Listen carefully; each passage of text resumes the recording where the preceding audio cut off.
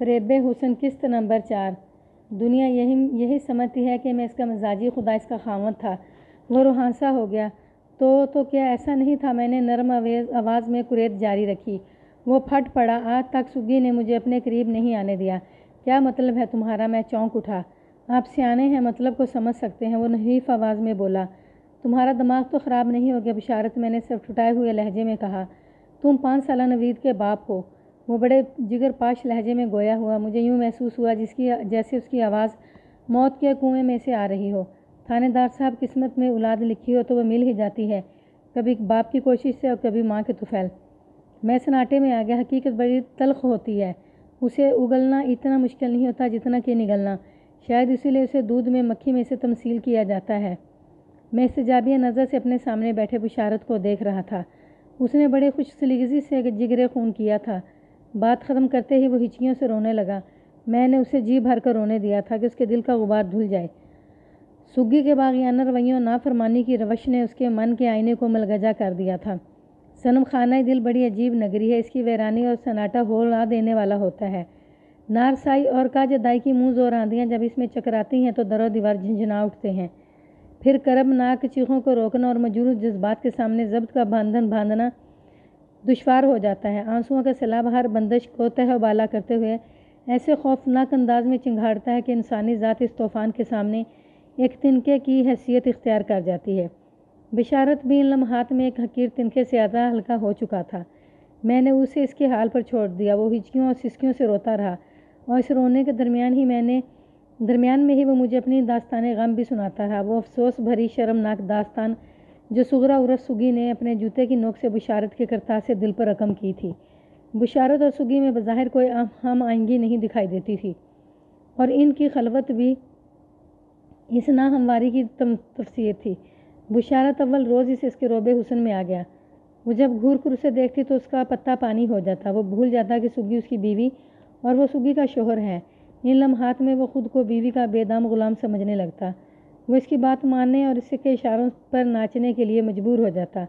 وہ سگی کے سامنے دم مارنے کی جرأت نہ پاتا۔ شاید یہ ان دونوں کے درمیان پائے جانے والے تفاوت کا نفسیاتی اثر تھا۔ دوسری جانب بلقیس جس مجبوری اور بے کسی کا شکار تھی، ادھر وہی حالت بشارت کی تھی۔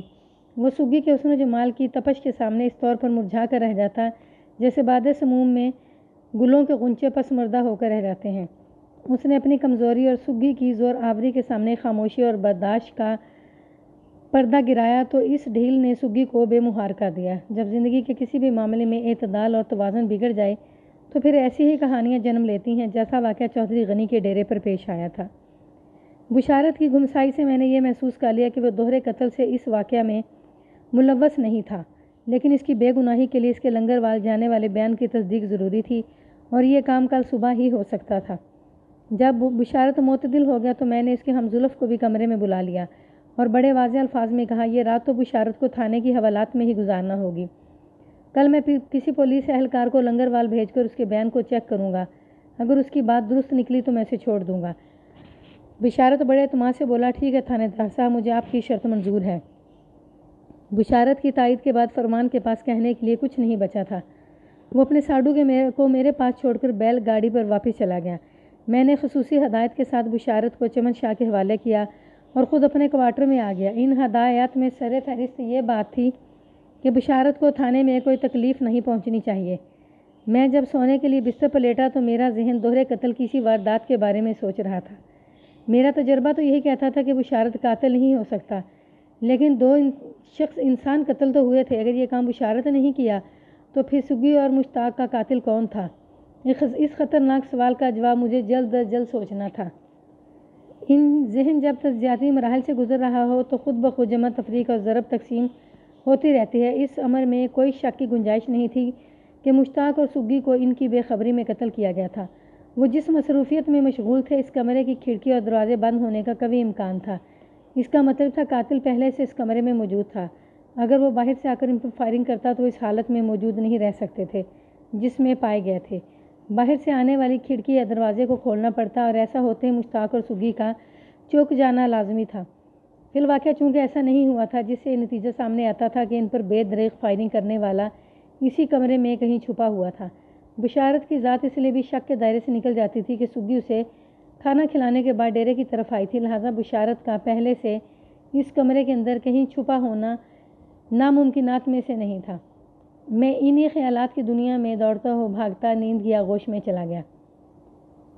اگلے روز صبح ہی صبح ایک محکمہ جاتی ضروری کام سے ہنگامی حالت میں مجھے ڈسٹرکٹ ہیڈ کوارٹر جانا پڑ گیا۔ دوپہر کے جب واپس آیا تو تھانے میں میرے لیے ایک اہم اطلاع موجود تھی۔ حوالدار چمن شاہ نے میرے کمرے میں آ کر پرجوش انداز میں بتایا، ملک صاحب، آلہ قتل برآمد ہو گیا ہے۔ کون سا آلہ قتل؟ میں نے بے ساختہ پوچھ لیا۔ وہ بولا، جناب، میں اس ریوالور کی بات کر رہا ہوں جس سے سگی اور مشتاق کو قتل کیا گیا ہے۔ اوہ! میں اچھل پڑا، کہاں ہے وہ ریوالور اور کہاں سے ملا؟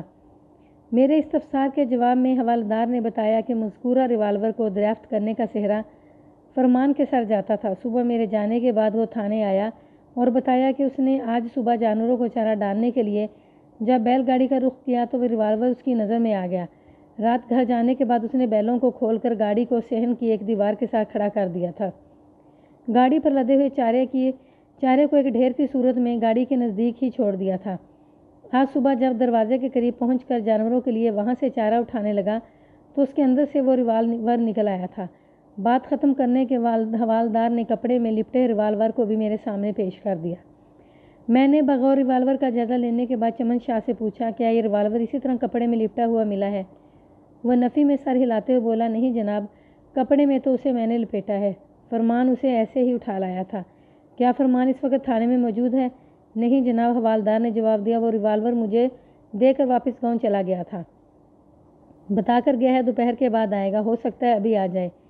کیا اس ریوالور کے بارے میں تم نے بشارت سے پوچھ گچھ کی؟ نہیں جناب، ابھی تک اس سے کوئی سوال نہیں کیا۔ میں نے صبح ڈسٹرکٹ ہیڈ کوارٹر جاتے ہوئے کانسٹیبل ساجد کو بشارت کے بیان کی تصدیق کے لیے لنگروال روانہ کر دیا۔ حوالدار سے میں نے اس کی واپسی کے بارے میں استفسار کیا تو اس نے بتایا کہ نہ صرف ساجد واپس آ گیا ہے بلکہ لنگروال والے شفیع محمد نے بشارت کے بیان کی تصدیق بھی کر دی ہے۔ میں نے بشارت کے حوالے سے حوالدار کو حکم دیا، ٹھیک ہے، تم اسے میرے پاس بھیج دو۔ حوالدار کمرے سے رخصت ہو گیا۔ اس زمانے میں فنگر پرنٹس وغیرہ اٹھانے کا سلسلہ شروع نہیں ہوا تھا اور عدالت بھی اس ثبوت کو کوئی خاص اہمیت نہیں دیتی تھی، لیکن چونکہ وہ ریوالور بشارت کی بیل گاڑی میں چارے کے ڈھیر میں سے برآمد ہوا تھا، لیکن اس سے پوچھ تاچھ ضروری ہوگی تھی۔ وہ میرے کمرے میں پہنچا تو میں چند لمحات تک ٹٹولنے والی نظر سے اسے دیکھتا رہا، پھر نہایت ہی ٹھہرے ہوئے لہجے میں کہا، بشارت، آلہ قتل برآمد کر لیا گیا ہے۔ کہاں سے؟ بے ساختہ اس کے منہ سے نکلا، تمہاری بیل گاڑی پر لدے ہوئے چارے کے ڈھیر میں سے۔ وہ ہکلاہٹ آمیز لہجے میں بولا، وہاں کس نے رکھا؟ یہ تو تم ہی بتاؤ گے۔ میں نے کپڑے میں لپٹے ریوالور کی ایک جھلک اسے بھی دکھائی۔ تمہارے ساڈو کی دریافت ہے، یا تو تم نے اس ریوالور کو چارے کے ڈھیر میں چھپایا تھا اور یا پھر یہ فرمان کا کارنامہ ہے۔ میں نے تو نہیں چھپایا، لیکن وہ بولتے بولتے اچانک رک گیا۔ اس کے چہرے پر ایسے تاثرات نمودار ہوئے جیسے اچانک اسے کوئی اہم بات یاد آ گئی ہو۔ میں نے توہمانہ انداز میں پوچھا، لیکن کے بعد تمہاری زبان کو بریک کیوں لگ گئے؟ وہ ہجانی انداز میں بولا، میرے خیال میں یہ مراد کی شیطانی ہے۔ مراد کے نام نے مجھے چونکنے پر مجبور کر دیا۔ کیا کہنا چاہتے ہو؟ میں نے اس سے پوچھا۔ پتہ نہیں میرے دماغ کو کیا ہو گیا ہے، وہ اپنی پیشانی پر ہاتھ مارتے ہوئے بولا، یہ بات مجھے کل رات کیوں یاد نہیں آئی؟ اب یاد آ گئی ہے تو فوراً مجھے بتا دو۔ میں نے اس کی مشکل آسان کرتے ہوئے کہا، کہیں ایسا نہ ہو کہ تمہارا دماغ اسے پھر کہیں رکھ کر بھول جائے۔ وہ اضطراری انداز میں بولا، جناب، اب میرا دماغ گڑبڑ نہیں کرے گا۔ مجھے اچھی طرح یاد آ گیا ہے، جب میں کٹی ہوئی گھاس کو اپنی بیل گاڑی پر رکھ رہا تھا تو مراد میرے پاس آیا تھا۔ اس نے مجھ سے ایک دو باتیں کی اور کہنے لگا، چاچا لاؤ، گھاس کو بیل گاڑی پر رکھنے میں تمہاری مدد کرتا ہوں۔ میں نے جب کوئی اعتراض نہیں کیا تو وہ میرا ہاتھ بٹانے لگا۔ مجھے 101% یقین ہے کہ اسی وقت مراد نے میری نظر بچا کر یہ ریوالور گھاس والے انبار میں کہیں چھپا دیا ہوگا۔ وہ ایک لمحے کو متوقف ہوا، پھر اضافہ کرتے ہوئے بولا، فرمان تو اس قسم کی حرکت ہرگز نہیں کر سکتا۔ بشارت کے انکشاف نے میرے رگو پے میں ایک سنسنی دڑا دی۔ مراد کی طرف سے میرے ذہن میں ایک کانٹا سا چبھا ہوا تھا۔ یہ ایک اتفاق تھا کہ ابھی تک اس سے میری ملاقات نہیں ہو سکی تھی، حالانکہ میں اس کا تفصیلی انٹرویو کرنا چاہتا تھا۔ وہ مقتول مشتاق کے ساتھ ڈیرے پر رہتا تھا، لہٰذا اپنے ساتھی کے قتل پر وہ زیادہ بہتر انداز میں روشنی ڈال سکتا تھا۔ میں نے بشارت سے سوال کیا، مراد تمہارے پاس کتنے بجے آیا تھا؟ میرا خیال ہے اس وقت 3:30 بجے تھے، اس نے بتایا۔ بشارت مجھے بتا چکا تھا کہ وہ لگ بھگ 4 بجے اپنے کھیتوں سے لنگروال کی طرف روانہ ہو گیا تھا۔ میں نے اس سے پوچھا، جب بیل گاڑی پر گھاس لادنے میں مراد تمہاری مدد کر رہا تھا تو اس دوران تم دونوں کے درمیان کیا باتیں ہوئی تھیں؟ کوئی خاص بات نہیں جناب، اس نے جواب دیا۔ میں نے اس سے پوچھا تھا کہ ڈیرے کی طرف سے میں نے گولیاں چلنے کی آواز سنی ہے، ادھر خیر خیریت تو ہے نا؟ اس نے جواب میں بتایا کہ پتہ نہیں، وہ تو نہر پار والی زمینوں کی طرف سے آ رہا تھا۔ وہ میرے پاس زیادہ دیر نہیں رکا۔ گھاس کو بیل گاڑی پر رکھوانے کے بعد وہ وہاں سے چلا گیا تو تھوڑی دیر بعد میں بھی لنگروال کی طرف روانہ ہو گیا۔ یہ تم بالکل نئی بات بتا رہے ہو بشارت، میں نے اسے تیز نظر سے گھورا۔ کیا تم نے واقعی ڈیری کی طرف سے فائرنگ کی آواز سنی تھی؟ وہ اس بات میں گردن ہلاتے بولا، جی میں بالکل سچ بتا رہا ہوں۔ پہلے پریشانی میں یہ بات میرے ذہن سے نکل گئی تھی، اس لیے مراد کی آمد کی طرح یہ بات بھی میں آپ کو نہیں بتا سکا۔ تم نے فائرنگ کی آواز مراد کے آنے سے کتنی دیر پہلے سنی تھی؟ میرے ذہن میں اس وقت ایک کھلبلی سی مچی ہوئی تھی۔ اس نے بتایا کوئی 1 گھنٹہ پہلے جناب، لیکن یہ میرا اندازہ ہے 10-15 منٹ اوپر نیچے ہو سکتے ہیں۔ ایک لمحے کے توقف سے اضافہ کرتے اس نے مزید بتایا، بس یوں سمجھ لیں کہ گولیاں چلنے کی آواز مجھے سگی کے جانے اور مراد کے آنے کے درمیان سنائی دی تھی۔ بشارت کے پہلے بیان کے مطابق سگی اسے کھانا کھلانے کے بعد لگ بھگ 1:30 بجے دوپہر کھیتوں سے رخصت ہو گئی تھی۔ مراد 3:30 بجے بشارت کے پاس پہنچا تھا۔ اس حساب سے یہی ظاہر ہوتا تھا کہ سگی 2 بجے ڈیرے پر پہنچی تھی اور 3 سے پہلے اسے مشتاق کے ساتھ موت کے گھاٹ اتار دیا گیا۔ یہ میرا ایک محتاط اندازہ تھا، ویسے پوسٹ مارٹم کی رپورٹ ہی مشتاق اور سگی کی اموات کے وقت کا تعین کر سکتی تھی۔ میں بشارت سے پوچھ کچھ کر ہی رہا تھا کہ فرمان بھی تھانے پہنچ گیا۔ میں نے فوراً اسے اپنے کمرے میں بلا لیا۔ حالات کی مناسبت کے پیش نظر رکھتے ہوئے میں نے اس سے بھی متعدد سوالات کیے اور یہی سمجھ میں آیا کہ دوہرے قتل کی اس واردات کے سلسلے میں ان دونوں کے ہاتھ صاف تھے۔ میں نے اس تنبیہ کے ساتھ انہیں تھانے سے باہر جانے کی اجازت دے دی کو میرے علم میں لائے بغیر گاؤں سے باہر ایک قدم بھی نہیں نکالیں گے۔ میں چاہتا تو قاتل کی گرفتاری تک بشارت کو اپنے تھانے کی حوالات میں بند رکھ سکتا تھا، لیکن اس کو چھوڑنے کے لیے میرے پاس 2 وجوہ تھیں۔ نمبر 1، واردات کے ممکنہ وقت کے دوران وہ اپنے کھیتوں میں تھا۔ نمبر 2، وہ جیسا تیسا بھی صحیح مگر ایک معصوم بچے کا باپ بھی تھا، وہ بچہ جو اچانک وقت کے صفات تھپیڑوں کی زد میں آ گیا تھا۔ اس کی ماں ہمیشہ کے لیے اسے چھن گئی تھی اور باپ کو میں نے پچھلے کئی گھنٹوں سے اسے جدا کر رکھا تھا۔ نوید کا بھولا بھالا چہرہ میرے تصور میں پھرتا تو مجھے اپنے دل میں ایک بے نام سا درد ابھرتا محسوس ہوتا۔ وہ اپنے والدین کی کوتاہیوں سے واقف نہیں تھا۔ اس معصوم کو ملنے والی سزا میں کمی کرنا میرے اختیار میں تھا، لہٰذا میں نے اس کے باپ کو اس تک پہنچا دیا۔ بشارت اور فرمان کے جانے کے بعد میں نے حوالدار چمن شاہ کو اپنے کمرے میں بلا لیا۔ گزشتہ روز موزہ ٹبی سے رخصت ہوتے وقت چودھری غنی نے مجھ سے وعدہ کیا تھا کہ وہ اگلی صبح یعنی آج مراد کو میرے پاس بھیجے گا۔ چمن شاہ کمرے میں داخل ہی ہوا تھا تو میں نے اس سلسلے میں اس سے استفسار کیا، وہ مراد آیا تھا؟ چمن شاہ فوراً میرا اشارہ سمجھ گیا۔ وہ اس کیس کی لمحہ بلمحہ جزیات سے آگاہ تھا۔ جواب میں اس نے بتایا، نہیں ملک صاحب، چودھری غنی کا نوکر مراد ادھر پھٹکا بھی نہیں۔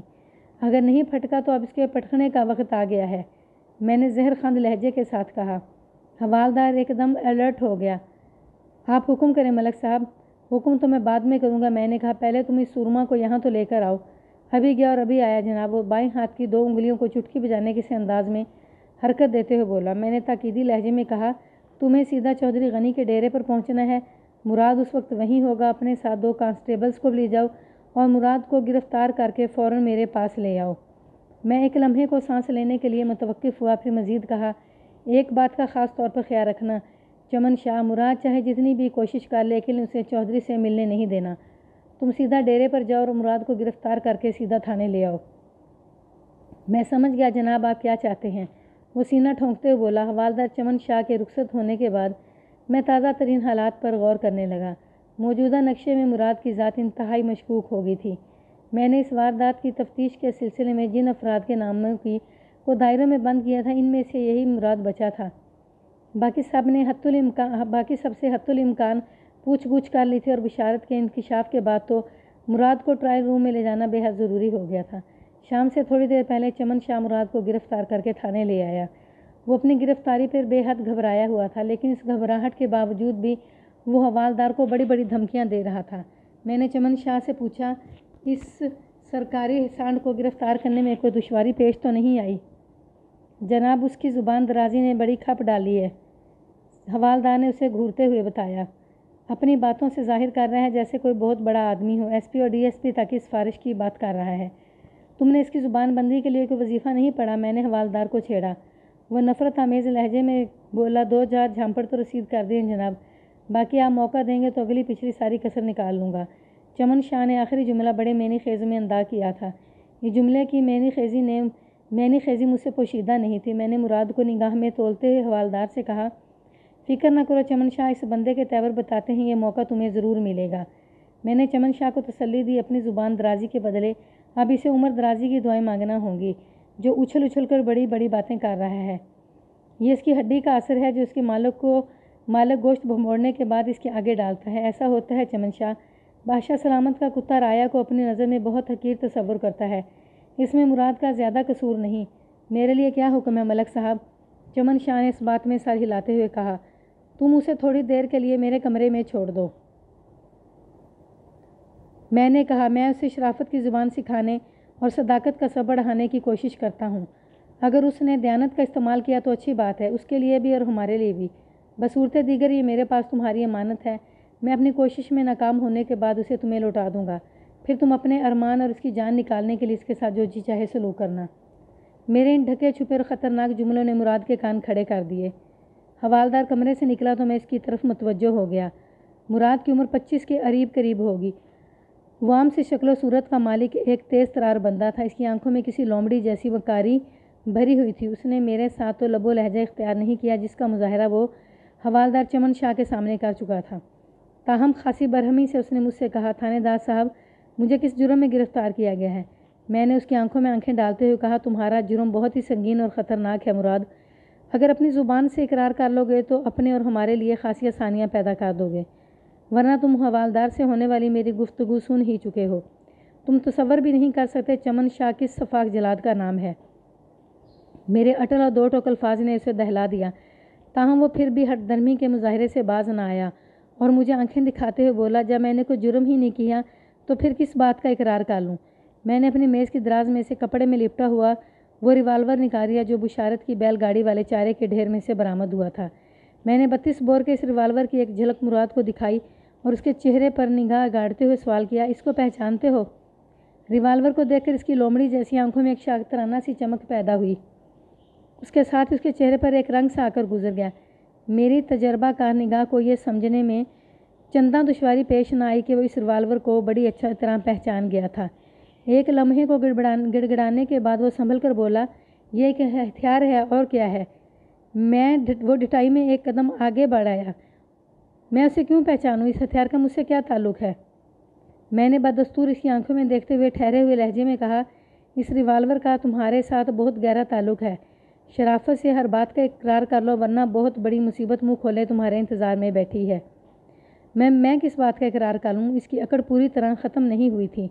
میں نے سلگتے ہوئے لہجے میں کہا، اس بات کا اقرار کر لو کہ یہ ریوالور تم نے بشارت والی بیل گاڑی پر رکھے چارے کے اندر چھپایا تھا۔ یہ جھوٹ ہے، وہ تیز آواز میں بولا۔ میں نے کڑک کر کہا، یہ تھانہ ہے، تمہاری خالہ جان کا ویڑا نہیں۔ زیادہ چیخو چلاؤ گے تو زبان کو گدی سے نکال کر باہر پھینک دوں گا۔ میرے اچانک بدلتے ہوئے تیور دیکھ کر اس کے جارحانہ پن میں اچھی خاصی کمی ہوئی۔ معتدل لہجے میں بولا، جناب میں اس ریوالور کے بارے میں کچھ نہیں جانتا۔ میں بتاتا ہوں، میں نے تیکھے لہجے میں کہا، یہ وہ ریوالور ہے جس سے تمہارے ساتھی مشتاق اور بشارت کی بیوی سگی کو قتل کیا گیا اور یہ کام تمہارے سوا کسی اور کا نہیں ہو سکتا۔ اس کی گھبراہٹ میں اضافہ ہو گیا۔ میرے ٹھوس اندازے نے اس کے پاؤں تلے سے گویا زمین کھینچ لی تھی، تاہم وہ مزاحمت سے باز نہ آیا اور بگڑے ہوئے لہجے میں بولا، آپ کے پاس اس بات کا کیا ثبوت ہے کہ ان دونوں کو میں نے قتل کیا ہے؟ میں نے اس کی زبان کھلوانے کے لیے سچ میں تھوڑا جھوٹ شامل کرتے ہوئے کہا، سب سے بڑا ثبوت تو یہ ہے کہ اس ریوالور پر تمہاری انگلیوں کے نشانات ملے ہیں۔ میں نے ریوالور کا فنگر پرنٹس ٹیسٹ کروایا ہے۔ وہ میری چال میں آ گیا اور جلدی سے بولا، یہ نہیں ہو سکتا۔ میں نے تو بولتے بولتے اچانک وہ رک گیا اور وحشت زدہ نظر سے مجھے تکنے لگا۔ میں سمجھ گیا کہ وہ کوئی ایسی بات کہنے جا رہا تھا جو اس کے لیے پھانسی کے پھندے سے کم ثابت نہ ہوتی۔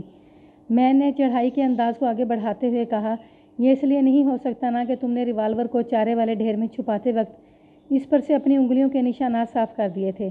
آپ مجھے پاگل کر دیں گے، وہ ضد ہوتے ہوئے بولا۔ میں نے ترکی بترکی کہا، پاگل تم ہو، میں تو تمہارا علاج کرنے کی کوشش کر رہا ہوں۔ بتاؤ تم نے کس پاگل پن میں ان دونوں کو قتل کیا؟ انہوں نے تمہارا کیا بگاڑا تھا؟ میں نے کسی کو قتل وتل نہیں کیا جناب۔ اس کی ہٹ دھرمی جانے کا نام نہیں لے رہی تھی۔ اس کا مطلب ہے شرافت کی زبان تمہاری سمجھ میں نہیں آئی۔ میں نے پھنکارتے ہوئے کہا، تمہیں حوالدار کے حوالے کرنا ہی پڑے گا۔ چمن شاہ کی تحویل میں تو پتھر بھی ہاتھ باندھ کر کھڑے ہو جاتے ہیں اور فر سبق سنانے لگتے ہیں۔ جناب آپ میری بات کو سمجھنے کی کوشش کریں۔ میں تمہیں اور تمہاری بات کو اچھی طرح سمجھ گیا ہوں مراد۔ اب کوئی سنگین نوعیت کی غلط فہمی ہو گئی ہے، وہ لفظ چبا چبا کر بولا۔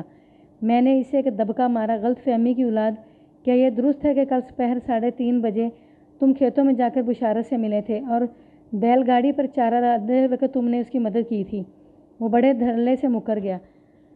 میں نے تو کل سارا دن بشارت کی شکل بھی نہیں دیکھی۔ تم جب اس کے پاس پہنچے تو تم نے اس سے پوچھا ادھر ڈیرے کی طرف سے فائرنگ کیسی ہوئی ہے؟ میں نے اس کی لومڑی والی آنکھوں میں بہت دور تک جھانکتے ہوئے کہا، اور تم نے جواب میں بشارت کو بتایا تھا کہ تمہیں فائرنگ کا علم نہیں، تم تو نہر پار والی زمینوں کی جانب سے آ رہے ہو۔ یہ بالکل جھوٹ ہے، وہ رٹے رٹائے انداز میں بولا۔ کیا جھوٹ ہے؟ میں نے پوچھا۔ فائرنگ کا ہونا یا بشارت کا تم سے پوچھنا، اور تمہارا اس کو بتانا، وہ بولا۔ میں بشارت کی بات کر رہا ہوں، میں نے تو نہ تو اس سے اس قسم کی کوئی بات کی ہے اور نہ ہی اس سے ملا ہوں۔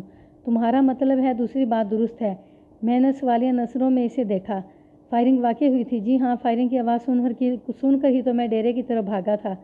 اس نے میری بچھائی ہوئی پٹڑی پر قدم رکھ دیا تو میں نے اطمینان بھری سانس خارج کرنے کے بعد اس سے پوچھا، جس وقت تم نے ڈیرے کی سمت فائرنگ کی آواز سنی تم کہاں پر تھے؟ میں نہر کی پرلی طرف والی زمین میں کافی فاصلے پر موجود تھا، مراد نے جواب دیا۔ میں نے پوچھا، تم ڈیرے سے اتنی دور اور اس وقت کیا کر رہے تھے؟ بشارت کے بیان کردہ حقائق کی اکثر تردید کر کے وہ اپنے جرم پر مہر تصدیق ثبت کر ہی چکا تھا، اب زبانی اقرار کے لیے اسے گھیر گھار کر جال کی طرف لانا باقی تھا۔ میرے سوال کے جواب میں اس نے بتایا، کل دوپہر کو میں نے اور مشتاق نے ایک ساتھ کھانا کھایا تھا۔ کوئی 1 بجے کھانے سے فارغ ہوئے تو مشتاق نے مجھ سے کہا کہ میں نہر کی دوسری طرف پائی جانے والی چودھری غنی کی زمینوں میں چلا جاؤں، ادھر کچھ کام تھا۔ میں لگ بھگ 2 بجے مذکورہ زمینوں میں پہنچا اور کام میں مصروف ہو گیا۔ مجھے کام میں لگے ابھی کوئی آدھا گھنٹہ ہوا تھا کہ ڈیرے کی طرف سے ڈھشواں فائرنگ کی آواز سنائی دی۔ میں سارے کام چھوڑ چھاڑ کر ڈیرے کی جانب دوڑا۔ جب میں وہاں پہنچا تو مشتاق اور سگی کو بڑی خراب حالت میں دیکھا۔ وہ ایک دوسرے پر جمے اپنے ہی خون میں نہائے ہوئے تھے۔ وہ ایک لمحے کے لیے ڈرامائی انداز میں متوقف ہوا، پھر سلسلہ دروغ گوئی کو جاری رکھتے ہوئے بولا، انہیں شرمناک حالت میں دیکھ کر میں ساری بات سمجھ گیا اور فوری طور پر میرے ذہن میں یہ سوال ابھرا کہ مشتاق نے مجھے ڈیرے سے ہٹانے کے لیے ادھر نہر کے پار والی زمینوں پر بھیجا تھا۔ اس کا سگی کے ساتھ کوئی پروگرام طے تھا جو میری موجودگی میں ممکن نہیں تھا۔ پھر مجھے یقین ہو گیا کہ ہاں ایسی ہی بات تھی۔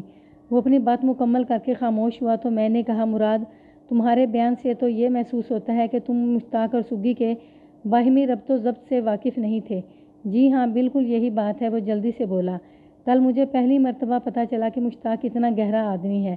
وہ مجھے پہلے بھی کام سے ادھر ادھر بھیجتا رہتا تھا، ہو سکتا ہے اس وقت بھی وہ سگی سے ملنے کے لیے مجھے ڈیرے سے ہٹانا چاہتا ہو۔ اللہ معاف کرے جناب، اس نے کان توبہ کرنے والے انداز میں ہاتھوں سے دونوں کانوں کو چھوا اور بولا، ان دونوں نے تو بے غیرتی کی انتہا کر دی۔ میں انہیں دیکھ کر چکرا گیا اور جب کچھ سمجھ میں نہ آیا تو میں بھاگا بھاگا چودھری صاحب کے پاس پہنچا۔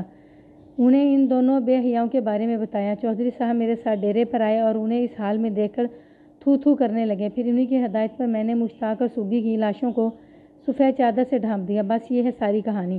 بڑی دلچسپ کہانی تیار کی ہے تم نے او نامراد، میں نے اسے غصیلی نظر سے گھورتے ہوئے کہا، لیکن اس کہانی کے 2 اہم کرداروں کو تو تم نے سرے سے ہی غائب کر دیا۔